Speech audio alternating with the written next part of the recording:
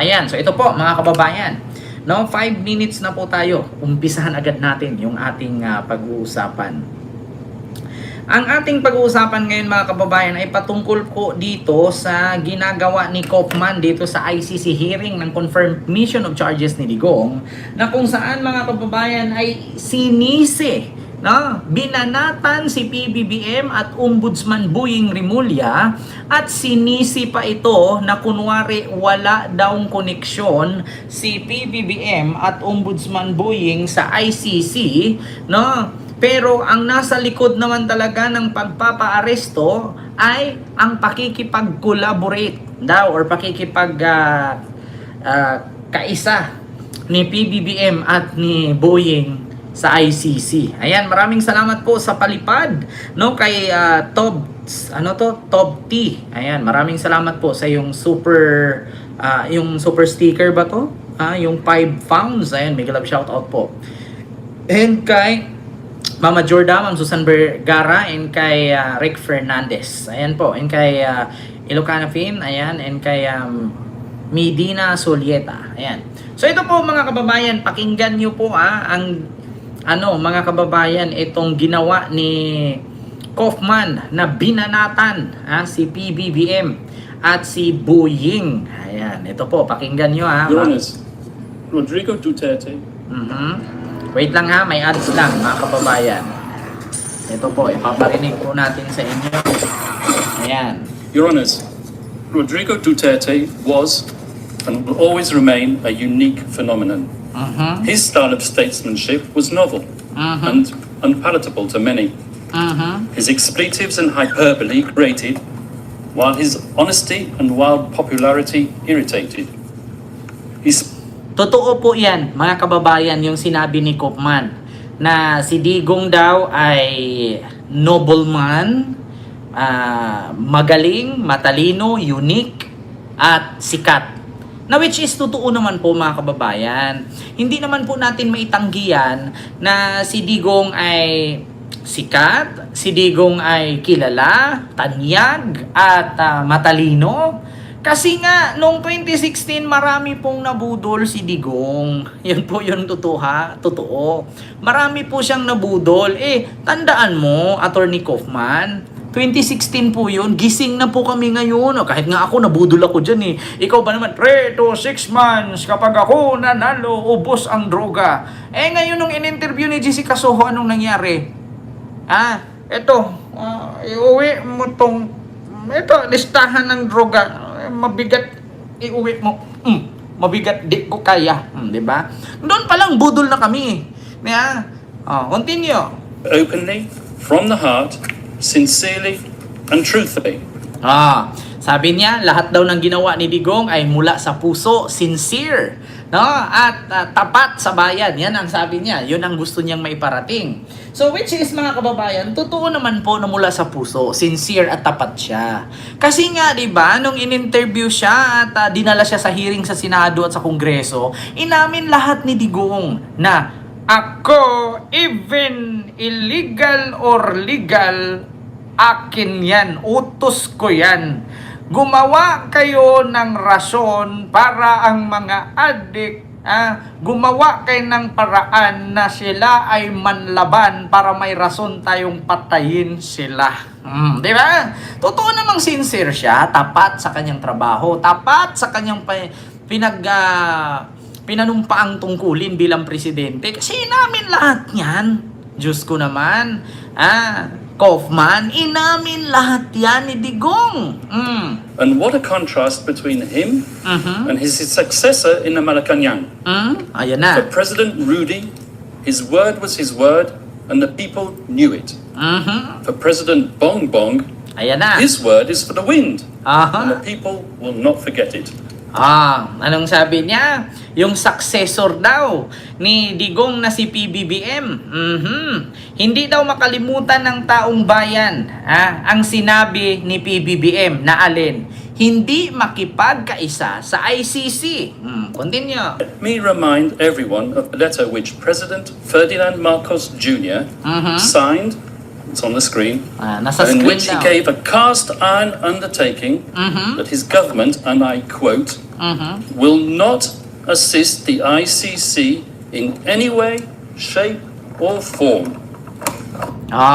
So pinangako daw ni PBBM yan, alam daw ng sambayanang Pilipino yan, sa quote na sinabi ni PBBM, na never kami o never ang administrasyong ito makipag-cooperate sa ICC. Eto ha, mga kababayan. Pakinggan ninyo itong sinabi ni Kaufman. Bagkos, tama naman, sinabi po talaga ni PBBM yan, na never siyang makipag-cooperate sa ICC. Pero mga kababayan, nag-iba po ang ihip ng hangin. Yun po yung hindi pa si PBBM babuyin ni Digong. Yeah? Ang sabi ni PBBM, never siyang makipag-cooperate sa ICC. Kasi nga, hindi naman na tayo miyembro ng ICC kasi tinanggal nga ni Digong.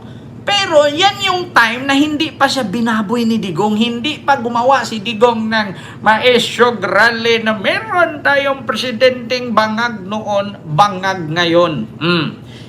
Ipanood ko sa inyo mga kababayan, itong ginawa dito. PBBM, nagbago ang ihip. May mga ebidensya tayo ng hangin. ICC, pinayagan hulihin si Digong. Ito, mga kababayan, pakinggan ninyo ha. Ngayon, hypothetical support for the ICC. Mr. President, meron po bang pisikal na kopya ng warrant of arrest laban kay dating Pangulong Rodrigo Duterte mula sa ICC? Oh, meron. This came in. Actually, it came in. I received it from Secretary Remulla. I received it at 3 a.m. Last night, and I looked at it, and we went back and forth. 6:30, he wrote me again, and he said, "We have it already. We have the warrant of arrest from Interpol." Narinig nyo ha? From Interpol. Ito, Kaufman, bilang isang vlogger, supporter, at may karapatan po akong ipagtanggol si PBBM. Kung kayo nga, may karapatan kayong pagtanggol si Digong, kami ba? Wala.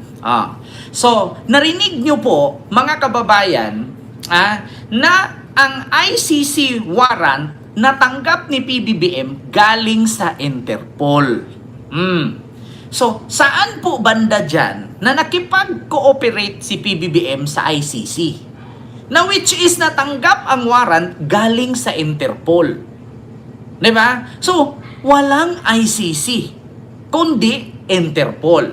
Ganito po kasi yan, mga kababayan. Paano po makipag-cooperate ang presidente ng Pilipinas sa ICC, kung wala naman po tayong koneksyon na sa ICC kasi noong 2019 ay pinutol po ni Digong ang ugnayan ng Pilipinas at ICC mula nung napansin ng dating prosecutor ng ICC na babae na negra na sinabi nga ni Digong na isang babaeng sunog na balat. Yung mga itim, kayong mga itim, pakialaman ninyo yung aking bansa. Bansa ko ito. Yung bansa niyong pakialaman ninyo, mga putang ina kayo. Sinabi ni Digong yan, kayong mga itim. Nalala nyo yan? Kaya mga kababayan, naramdaman ito ng ICC prosecutor noon ng babae pa, hindi pa si Karim Khan. Kasi mga kababayan, nagtrending po buong mundo, itong ginawa niyang extrajudicial killings. Paanong hindi mapansin ng ICC ang extrajudicial killings, mga kababayan? Isa yan sa batas na ginawa ng ICC, ang crimes against humanity. Yung pumatay ng tao na parang lamok. Diba? Isa yan sa kanilang pinanghahawakang batas. Tapos ngayon, ang isisi ni Kaufman na si PBBM daw ang rason at si Boying Remulla nakipag-cooperate sa ICC para maaresto si Digong. Pero pinangako daw ni PBBM yan na hindi niya gawin noong hindi pa siya binaboy ni Digong. Kung ikaw ngayon ang nasa sitwasyon ni PBBM Kaufman, pagkatapos mong sabihan kang bangag, adik, weak leader, ngingiti ka lang. Ulitin ko ang sinabi ko noon, Kaufman. Kung ikaw si PBBM, saksakin kita ng toothpick sa gilid. Sasabihin mo, wow, ang sarap. Isa pa nga. Saksakin kita ulit, dumugo. Sasabihin mo, dumugo, ang sakit. Isa pa. Gaganon ka lang. Malamang kung sinaksak ka ng sinaksak, dumugo ng dumugo, anong gagawin mo? Anong gagawin mo? Gumawa ka ng aksyon. Para hindi ka masaksak, hindi ka maduguan, ilayo mo siya sa'yo. Ganun lang naman. Pero yung pamamaraan ni PBBM ay dinaan niya sa tamang proseso. Hindi po illegal ang pagkakulong kay Digong. Kasi bakit? Saan ka nakakita ng illegal na may warrant of arrest? At take note, hindi po kasalanan ni PBBM ang pagkakulong ni Digong, kasi si Trillanes po ang nagsampa ng kaso sa ICC niyan, hindi si Marcos. Well, as we know, he failed to keep that promise. Rodrigo Duterte was unconstitutional and unceremoniously hauled off to The Hague. And when called upon to defend his master's actions and the said letter at a Senate committee hearing, the then Secretary for Justice, once again Mr. Jesus Crispin Remulla, persisted with the same dishonest theme. And I quote his words, "We did not assist the ICC. We continue with the very tenor of the letter, that we did not assist the ICC and we did not have any contact with." Sabi niya, bukod kay PBBM, pati din daw si Secretary of Justice Remulla noon, nung hindi pa ombudsman, sinabi din na hindi kami makipag-cooperate sa ICC. Kaufman. Uulitin ko, Kaufman. Ubo na tao. Ubo na tao. Saan banda na nakipag-cooperate ang Marcos administration, si Boying at si PBBM sa ICC? Ni minsan ba may ICC pumunta sa Pilipinas para arestuhin si Digong? Magbigay kayo, mga kababayan na nanonood sa akin ngayon. May nakita ba kayo na isang opisyalis ng ICC na pumunta sa Pilipinas nung inaresto si Digong?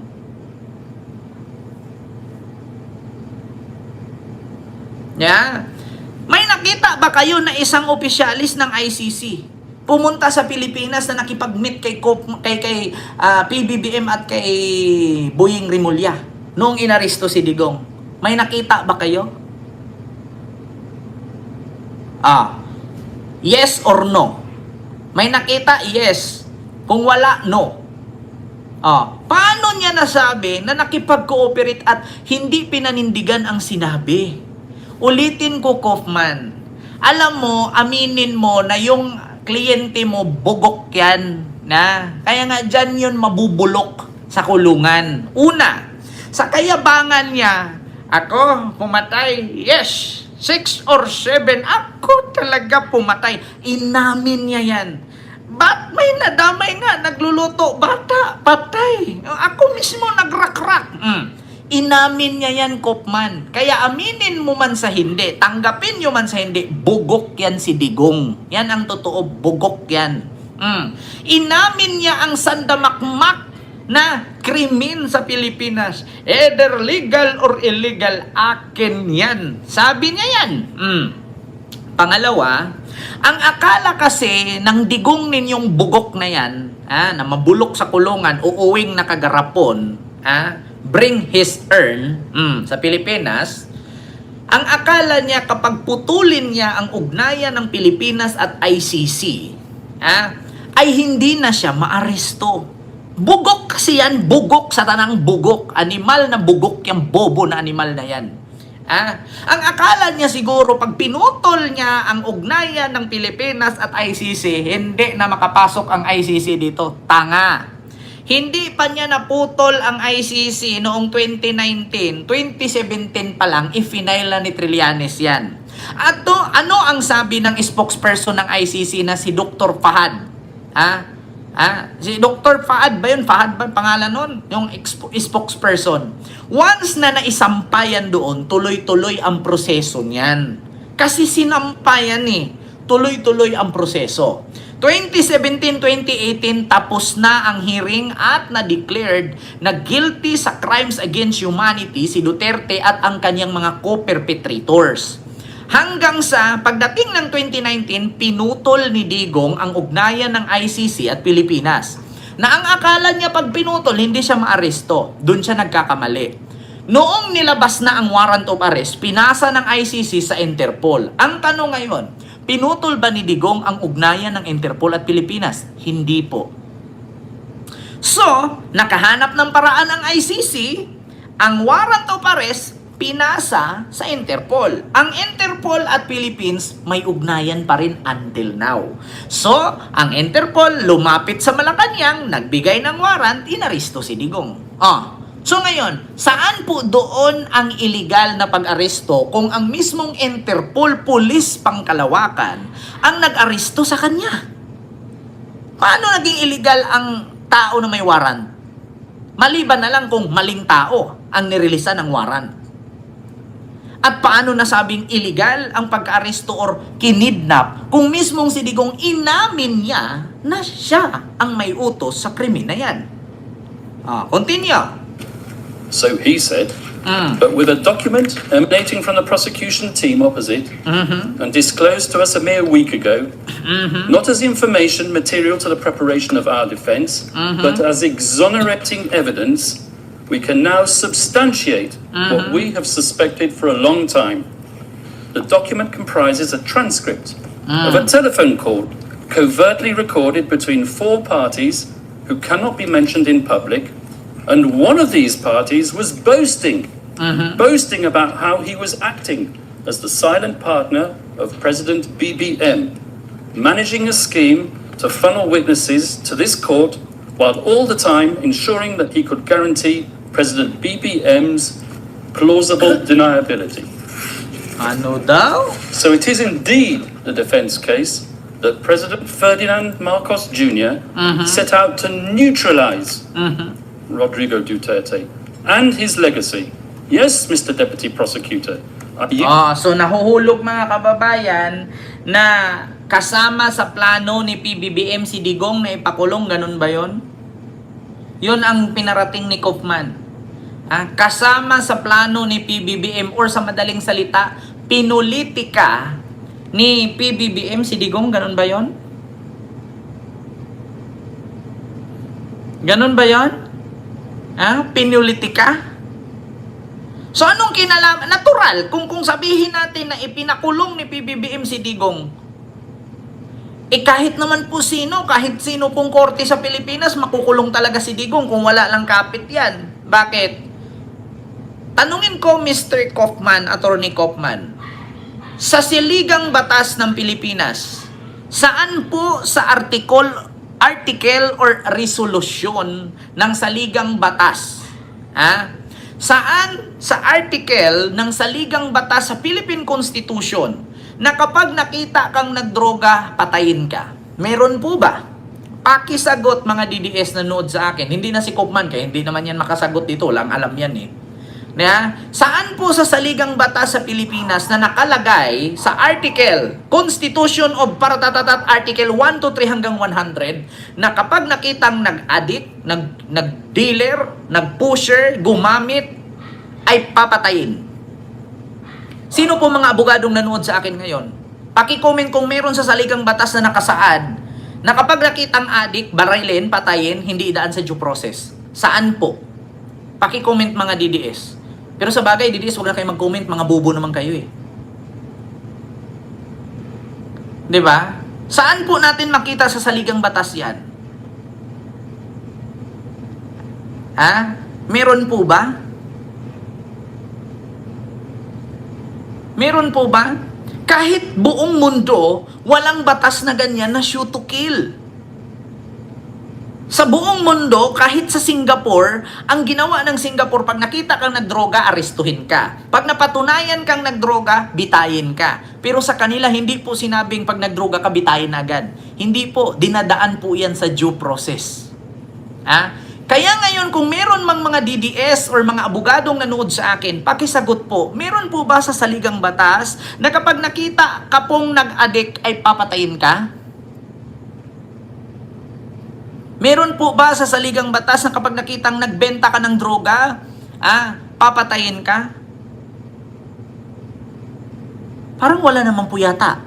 Ang pagkakaalam ko, arestuhin, kasuhan, I-process. Pag nanalo, absuelto. Pag hindi nanalo, kulong. Kasi ang droga walang piyansa, depende sa bigat.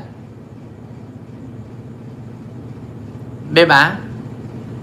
Yan ang malaking tanong ngayon. So, paano nasabi ni Kaufman na illegal at sinit up si Digong ni PBBM at ni Boying para makulong? Saan po dun?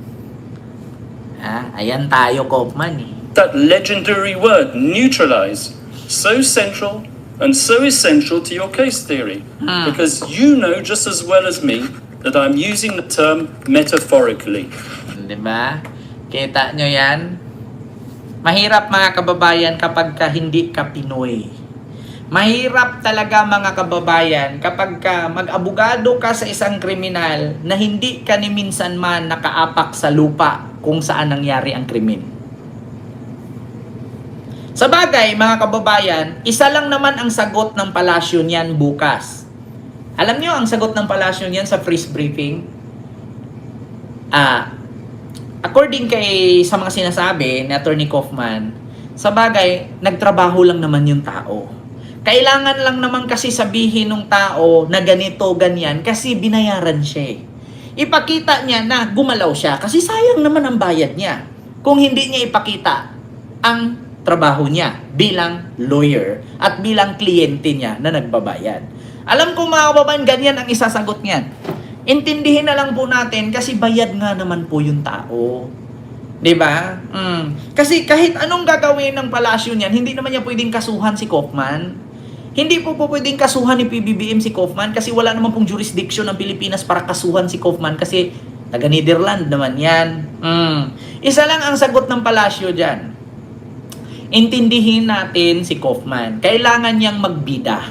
Kailangan niyang gumawa ng entrega kasi binayaran nga naman siya. Ipakita niya sa mga tao na naniniwala sa kanyang kliyente na professional siya. Di ba?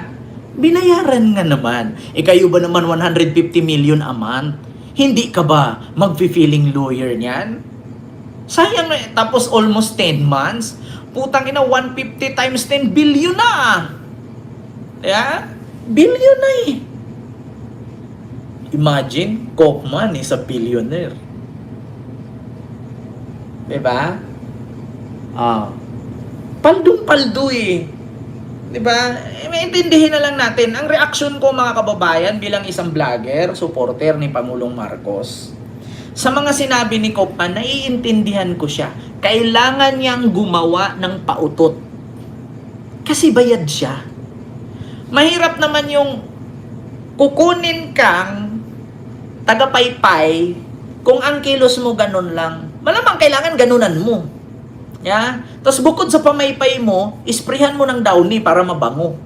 Kung paypay ka ng paypay dyan na puro alikabok, tapos mabaho, napunta yung alikabok sa mukha ng pinaypayan mo, lagyan mo downy yung pamaypay para pag iwagayway mo, mabango. Diba? Intindihin natin mga kababayan, 150 million a month ba naman? Kailangan talaga niyang magpautot. Yeah? Ngayon mga kababayan, alam nyo na. Kailangan ni Kaufman magpautot. Intindihin na lang. 'Di ba? Kasi kung hindi siya gagawa ng ganyang salita, sayang ang binayad ni Digong. Ang sabi pa naman ni Sara, kausapin daw niya yung tatay niya para palitan si Kaufman. Ngayon mga kababayan, sa mga oras na ito, tuloy-tuloy pa rin ang hearing sa ICC. Ngayon, kahit naman dinamay ni Kaufman si Boying at si PBBM dyan, ang tanong ngayon, hindi ba makonvict si Digong? Diba? Hindi ba makonvict si Digong? Yan ang tanong ngayon. Dahil ba sa pagsabi ni Kaufman yan, mananalo na ba si Digong? Makakauwi na ba ng Pilipinas? Hindi pa. Hindi makukulong yan. Maniwala kayo sa akin mga kababayan. Hindi makauwi yan. Mabigat ang ebidensya. Sabi ko nga sa inyo mga DDS na nanonood sa akin ngayon, subukan yung patayin ninyo yung buong pamilya ninyo. Halimbawa, meron kang nanay, tatay, asawa, anak, tas ikaw. Patayin mo lahat ang grupo ng pamilya mo. Tapos, kapag ikulong ka, pagkabukas makalaya ka, ibig sabihin makalaya si Digong. Yeah? Yung matanda nga sa Isabela, nagnakaw ng mangga, nakulong. Yun pa kayang pumatay ng libo-libo, makakalaya. Mga kababayan, puputi man ang uwak, si Digong mabubulok yan sa kulungan. Kaya nga mga DDS, isa lang advice ko sa inyo. Sa mga naniniwala at umasang makauwi si Digong, patayin yung pamilya ninyo. Tapos pag nakulong kayo ngayon, tapos pag kinabukasan nakalaya, ibig sabihin makalaya si Digong. Kung hindi kayo makalaya, ibig sabihin hindi makauwi si Digong. Imagine, yung matanda sa Isabela nagnakaw ng mangga, nakulong. Magnakaw ka nga lang ng paninda sa mall, kukulong ka na eh. Diba? Magnakaw ka, magpakain ka nga lang ng halaman sa kapitbahay mo, criminal case na yun eh. Silaban mo nga lang yung bahay mo, arson case na yun eh, kulong ka na eh. Silaban mo lang yung kahit kubo, gumawa ka ng kubo, tas sunugin mo. Sarili mong kubo, sunugin mo. Magugulat ka, makakasuhan at makukulong ka. Ang kaso mo, arson. Maniwala ka sa akin mga kababayan. Kahit gumawa ka ng kubo, 2 dipa kwadrado, isang dipa, gumawa ka, kubo, ilagay mo sa gitna ng palayan. Tapos silaban mo, tanghaling tapat na maraming nanonood. Tignan natin kung hindi ka makulong. Tapos sabihin mo, akin yan, wala karapatan ako sunugin, akin yan eh. Pero makasuhan ka ng arson. Kulong ka nun. Kahit sabihin mo sa iyo yan, makukulong ka pa rin. Si Digong pa kaya, kapag ako nanalo 3 to 6 months, ubos ang droga, papatayin ko kayo. Humanda kayo pag nanalo ako, ubusin ko kayo. Diba? Sa Cebu, nagnakaw ng bigas, nakulong agad, diba? Kita niyo mga kababayan? Ay, naku. Ewan ko lang kung ano-anong pautot ni Kaufman. Sinisi pa nga niya ang media ng Pilipinas. Diyos ko, Kaufman, hindi mo masisisi ang media ng Pilipinas. Bakit? Ang media ng Pilipinas, kaya nga pinasara ni Digong, pinakulong si Maria Risa ng Rappler, pinasara ang ABS-CBN kasi nabutasan si Digong. Tapos ang dinahilan ni Kaufman, mga kababayan, ay mali daw ang balita ng media ng Pilipinas. Diyos ko mga kababayan, ito ito sinisi. Ito Kaufman GMA News. GMA. Pakinggan natin mga kababayan. Si Kaufman sinisi si PBBM. Saan ba 'yon? Sinisi si Bongbong Marcos sa ABS-CBN pala to. Asan na ba yung si Mel Tiangco ang nagbalita? Meron dito mga kababayan, sinisi si PBBM. Eto, hiniling na ibalik. Ito ba yon? Ay, hindi pala. See their updates. Join the conversation. GMA News yun, mga kababayan, na sinisi ni Kaufman ang si Bongbong Marcos. Wait lang ito na lang. Now, over to the defense. Mr. Kaufman, please.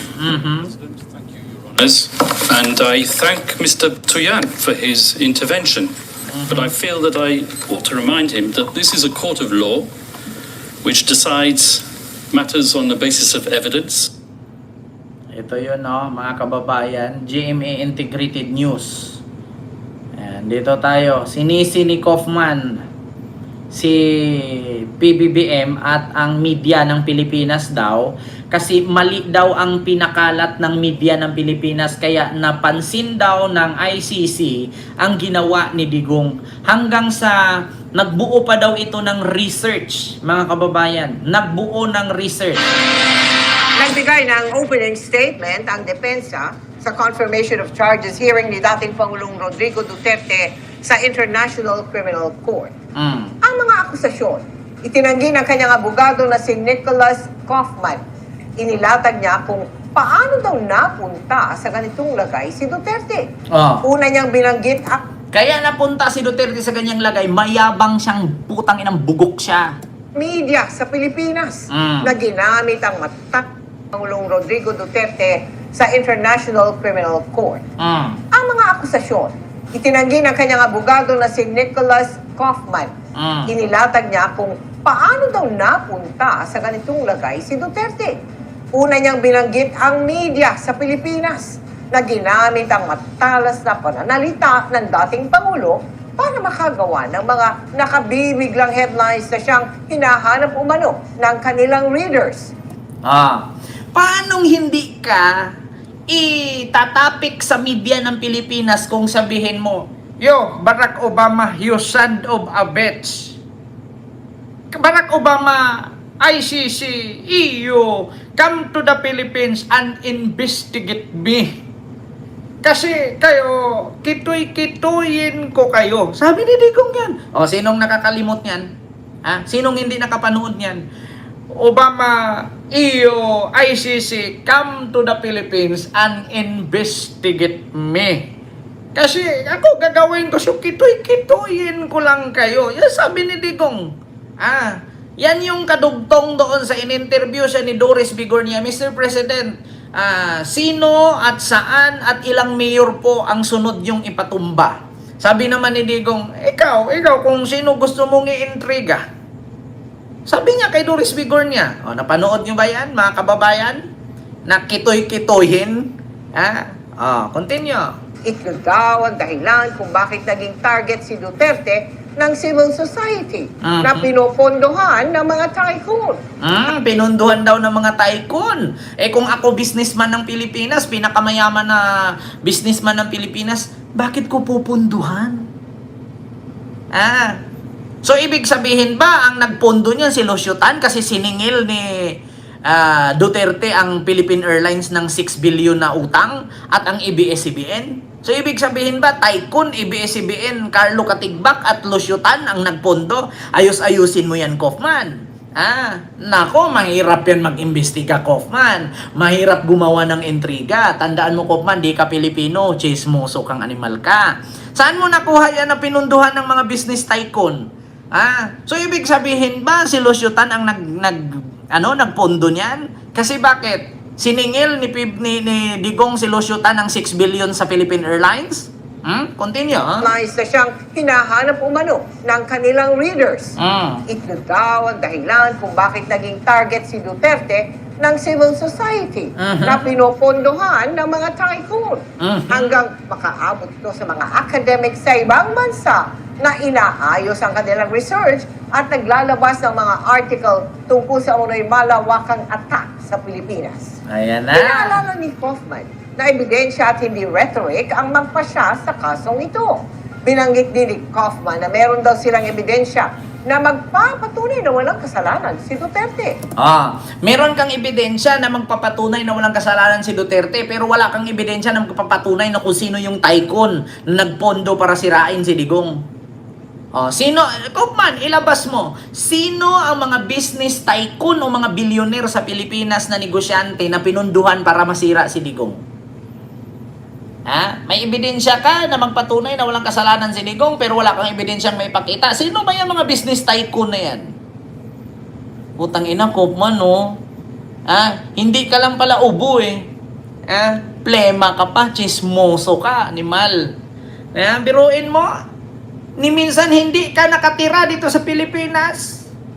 Hindi mo nga alam kung sino yung mga pinapatay. Tapos ngayon may pa-issue-issue ka na pinunduhan ng mga business tycoon para masira si Digong. Tangina, Lucio Tan, no? Calling for Lucio Tan, no? Calling for Carlo Katigbak, no?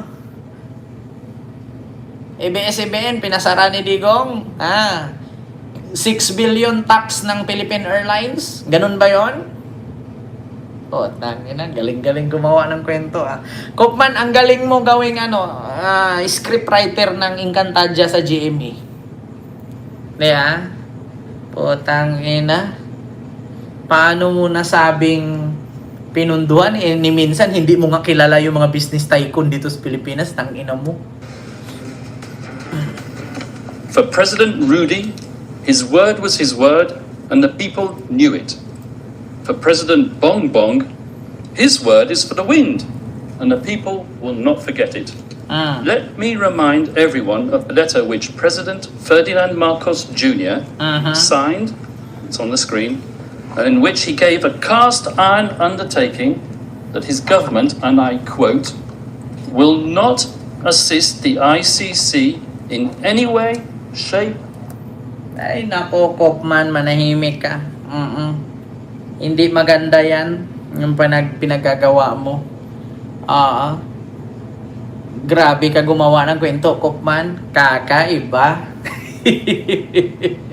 Di ba? Kakaiba. Alam ko mga kababayan, gawa-gawa nila to. Harry Roque, Sara, Pulong. Sila lang naman nag-uusap niyan. Digong. Paano malalaman ni Kopman yan na pinunduan ng mga business tycoon? Tapos ganito, ganyan. Meron daw kausap si PBBM sa telepono, recorded daw yan. Hindi daw niya pangalanan. Kung sino yan. Putang ina talaga. Galing mo, Kopman. Sa bagay, hindi ka naman pwedeng makasuhan kasi nga wala naman jurisdiction ang Pilipinas. Isa lang ang masasabi natin dyan. Intindihin natin si Kopman. Bakit? Bayad ng 150 million yan. Kung hindi siya gagawa ng ganyang kwento, mga kababayan, sayang naman ang binayad sa kanya. Kaya pala ni minsan tinanong ka ni Hanulit, Mr. Attorney Kopman, wala ka bang balak bumisita sa Pilipinas para mag-gather ng information? Para meron ka man lang maisagot pagdating sa hearing sa asawa ko? Paano mo ipagtanggol ang isang tao kung hindi mo naman kilala ang tao? Sabi ni Hanilit yan, mga kababayan. Si Hanilit mismo nagsabi, mga kababayan. Ito, pakinggan ninyo, Hanilit. Wait lang. Mga kababayan. Ito. Hanilit to Kaufman. Ito, mga kababayan. Hindi na. Kasi nga, ang nangyari noon, wala. Hindi na. Kasi nga, ang nangyari noon, Suspendido ang visitation rights ng common law wife ni dating Pangulong Rodrigo Duterte na si Hanilet Avancenia ayon mismo sa kanya. Ang sinisisi ni Avancenia, ang abogado ni Duterte sa ICC na pinagdadamutan umano siya ng pagkakataong dumalaw dahil sa nabanggit umano niya tungkol sa kaso. Ayan. Nakatutok si Marisol Abdurrahman. Kasi question nga ni Hanilet, paano mo maipagtanggol ang asawa ko kung hindi mo nga siya kilala? Hindi ba pupunta ka ng Pilipinas tapos maghanap ka ng information doon para may maisagot ka naman sa hearing? Paano mo ipagtanggol ang isang tao kung hindi mo naman kilala? Yan ang sabi ni Hanilet. 5 minutes bago matapos, sinabihan na lang. Sa isang panayam online, sinabi ng common law wife ni dating Pangulong Rodrigo Duterte na si Hanilet Avancenia na sinuspindi raw ang kanyang visitation rights kay Duterte sa detention facility ng International Criminal Court sa The Hague, Netherlands.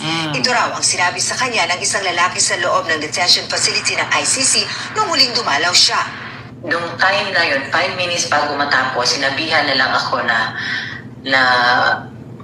isususpend daw ako. Ang sabi pa nga ni PRD doon sa lalaki na nagsabi na sabi niya, you cannot do that. Ginanyan niya. Kasi, you know, he's expecting me. This is my time right now. This is my schedule to visit him. Tapos the following day, wala na akong visit. Sabi ni Avancenia, may kinalaman ang pagsuspindi sa kanya sa isang tawag niya sa telepono kay Duterte noong July 19. 5 minutes bago matapos aming ang visitation time namin. Sinabihan ako nung isa doon. Sabi niya na nung July 19 daw, nung phone conversation namin, meron daw akong sinabi. Sabi ko about the case. Sabi ko, I don't know anything about the case. Sa isang punto ng panayam, sinisiri ni Avancenia ang Chief Legal Counsel ni dating Pangulo na si Nicholas Kaufman na pinagdadamutan daw niya ng pagkakataon na makadalaw kay Duterte. Dinideprive mo ako na mabisita siya, at least may makausap siya na family. Alam ko, I have nothing against you, pero please do not deprive us of, you know, asking other people or asking legal opinions from other lawyers also. Pero we acknowledge you as his lawyer. Alam ko doon ka na nagalit eh. Galit ka na doon for me. You know, I know you are protecting your practice. I don't know if you're trying to prove something. Pero kami, we are concerned about the life of this man.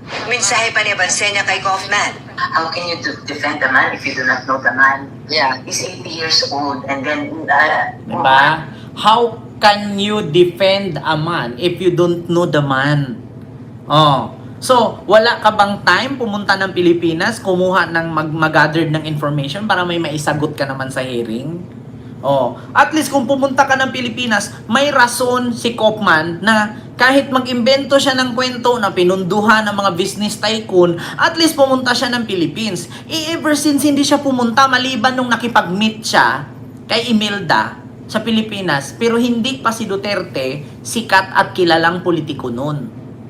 'Di ba? Oh, pakinggan niyo. Marami na siyang, alam mo na, marami na siyang hindi ma-remember, hindi ma-recall, malalo na nung nag-presidente siya. Nang tanungin si Kaufman hinggil sa legal basis ng umano'y pagsuspindi sa visitation rights ni Avancenia, tumanggi siya magkomento kung totoo ang mga aligasyon ng partner ni Duterte para na rin daw sa judicial reasons at bilang pagrespeto sa privacy ng pamilya. Dagdag ni Kaufman, tila emotional si Avancenia, kaya kung ano-anong paratang ang sinasabi nito na pinalalaki pa raw ng ibang tao. Tungkol naman sa pagkwestiyon ni Avancenia, sa kakayahan ni Kaufman ay pagtanggol si Duterte, sinabi niyang ang anak nitong si Vice President Sara Duterte bilang isang abogado ay may kakayahang maghusga sa kalidad ng kanyang pagtatrabaho para sa dating Pangulo. So ibig sabihin, si Sara nga ang nagbigay ng info kay Kaufman, no? Dito, kuha na. Alam na natin, ha? Kung ang sabi ni Hanilet, how can you defend a man if you don't know the man? Hindi ka ba pupunta ng Pilipinas, mag-gather ng information? Ang sagot ni Kaufman, andyan naman yung anak niya na si Sara Duterte, abogado at nagtrabaho sa gobyerno. So, ibig sabihin, si Sara ang nagbigay ng info kay Kaufman. O, ngayon, huli ka na. Alam na. 'Di ba? Ulitin ko ha, mga kababayan. Ulitin ko. Sa visitation rights ni Avancenia, tumanggi siya magkomento kung totoo ang mga aligasyon ng partner ni Duterte para na rin daw sa judicial reasons at bilang pagrespeto sa privacy ng pamilya.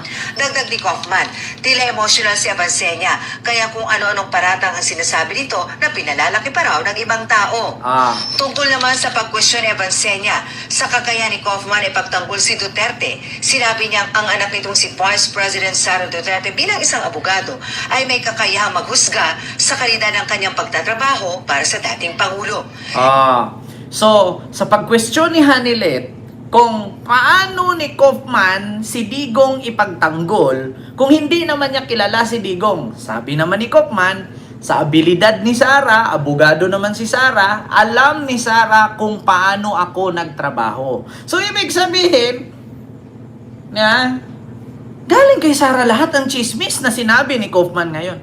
Kanino ba galing ni Kaufman yan? Paano nalaman ni Kaufman na meron siyang sinabi na pinunduan daw ng mga business tycoon ang media ng Pilipinas para masira si Digong? Saan nakuha ni Kaufman yun? Ano, sa panaginip niya? Habang binangungot siya, naalala niya yan? Putang ina. Ginagamit pa ang business tycoon ng Pilipinas. Putang ina mo, Kaufman. Tigil-tigilan mo yan. Itulog mo yan. Itulog mo yan. Hindi nakakatuwa. Ina mo, chismoso ka rin. Wala kang pinagkaiba sa mga DDS. DDS ka nga naman pala kasi supporter ka nga ni Digong. Nakikip, Tatay Digong, bring him home, Tatay Digong. Sabi kita ninyo, DDS na si Kaufman.